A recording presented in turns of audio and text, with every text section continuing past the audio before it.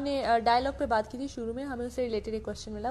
وہ کہتے ہیں کہ بعض اوقات بچے جو ہوتے ہیں kids don't really talk some times. آپ نے کہا کہ ڈائلاگ کے تھرو ہم پتہ کر سکتے ہیں کہ بچوں کے, بہت پیارا سوال ہے, بہت اچھا سوال ہے. اگر وہ بات ہی نہیں کر رہے تو ہم کیسے ڈائلاگ کریں؟ یہ کنہوں نے پوچھا؟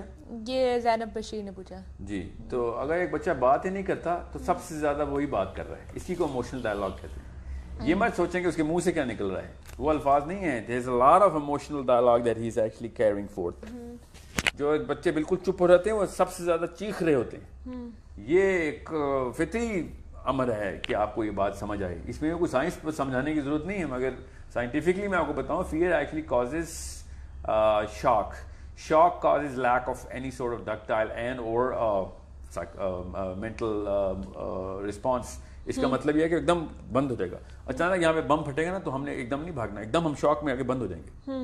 That's the shift between your sympathetic and parasympathetic nervous system. ٹھیک ہے, hence the cortisol behavior.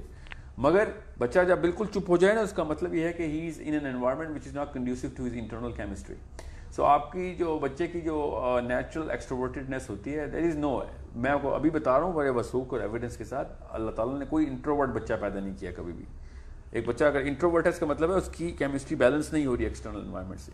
جتنا بھی آپ کو جس مرضی بچے کا پتہ ہے, بچی کا پتہ ہے کہ وہ انٹروورٹ ہے, اس کو اپنی مرضی کی چیزوں میں ڈالیں گے, دیکھیں گے وہ ایسی اوریٹری سکلز دکھائے گا اپنی. He will or she will become so extrovertedness, such an extrovert that you will be like یہ کیا ہوا اس کو.